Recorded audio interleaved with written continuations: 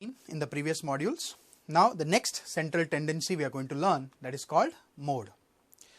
For finding this mode, we'll have to use a formula, and the mode formula is this. Mode is nothing but L plus F1 minus F0 upon 2F1 minus F0 minus F2 into H. This is the formula for mode. Now what are this F1, F0 and all that we will learn. Okay. Now for finding mode, the classes must be continuous. Remember this. For finding mean, the classes, if they are given discontinuous also you can find mean.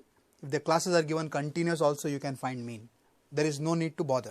But for finding mode, the classes must be continuous. Why it must be continuous, we will understand in the next slide. Okay, so mode is given by the formula. Mode is equals to L plus F1 minus F0 the whole upon 2F1 minus F0 minus F2 the whole into H. Okay, now what is this L? L is the lower limit of the modal class. Okay, what is modal class? We'll understand later. For now, just understand L is the lower limit of the modal class. The next one, F1. F1 is the maximum frequency, the highest frequency, the biggest number in the frequency column. That will be F1. F0 is the frequency of the class preceding the modal class, before the modal class. Then F2 is the frequency of the class succeeding the modal class. Succeeding means after the modal class. H is the width of any class. Okay.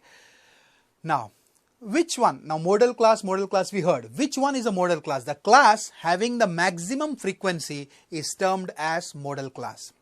Let us understand with the help of a sum. The following data gives the information on observed lifetimes in hours of 225 electrical components. The first row, it is given as lifetime in hours, and the second row, it is given as frequency. Lifetime in hours, 0 to 20, 20 to 40 and so on, and frequency 10, 35, 52 and so on is given to you. The question is, determine the modal lifetime of components. Okay, so let us start the answer.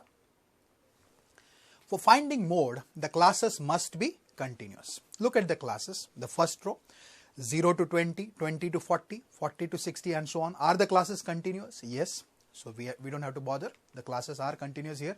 So the two columns will be the same. What is given to you in the sum? The first column will be class interval and the second column will be frequency. Okay.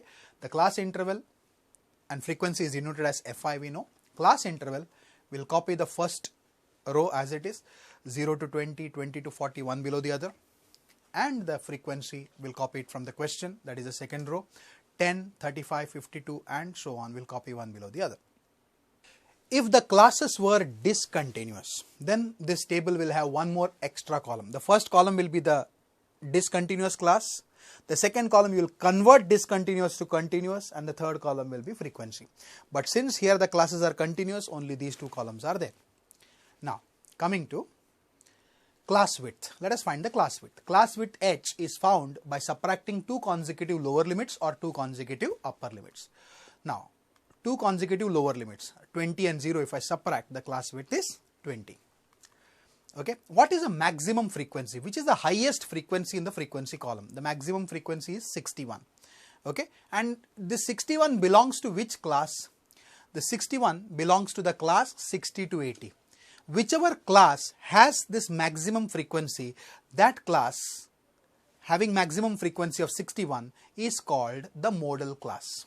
So this 60 to 80 is a modal class. So modal class is 60 to 80. The corresponding 60 to 80 is the modal class. Okay, and once you have identified which is the modal class, we will have to get the value of all the terms that are present in the formula. The frequency of the modal class, how much is the frequency of the modal class? 61, and this 61 is called as F1. Okay, then F0, the frequency of the class preceding the modal class, it is F0. How much is that? 52. Then frequency of the class succeeding the modal class, after the modal class, how much is that? 38, that is F2. Okay, now once you have got all this F0, F1, F2 and all, we will write the formula, but before writing the formula, let us put all the values. L is the lower limit of the modal class. Lower limit of the modal class is 60. then h is the width of any class. Width of any class is 20. Okay, then f1 is the maximum frequency. Maximum frequency, how much is the maximum frequency? 61. f0 is nothing but the frequency of the class preceding the model class. How much is that? 52. f2 is the frequency of the class succeeding the model class. How much is that? 38. Okay, and all the values we have noted down. Now let us apply the formula of mode. Mode is equals to, the formula is L plus inside the bracket f1 minus f0 upon 2f1 minus f0 minus f2 the whole into h. Okay, now let us put all the values that we know. So mode is equals to L. What is L? So mode is equals to 60 plus f1. f1 is what? 61 minus f0. f0 is 52 upon 2f1, 2 into 61 minus f0 means minus 52 minus f2 means minus 38 the whole into h. h is nothing but 20. Okay, now let us calculate this. Mode is equals to 60 plus 61 minus 52, it will be 9 upon 2 into 61 is 122, and minus 52 and minus 38 if you add you will get minus 90 the whole into 20.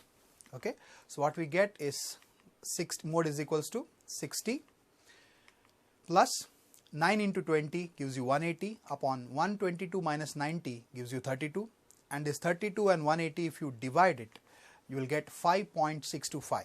So mode's value will be 60 plus 5.625, it becomes 65.625. Okay, then we write the final answer. Therefore mode is nothing but 65.625, and the units will be the units of the classes, that is R's.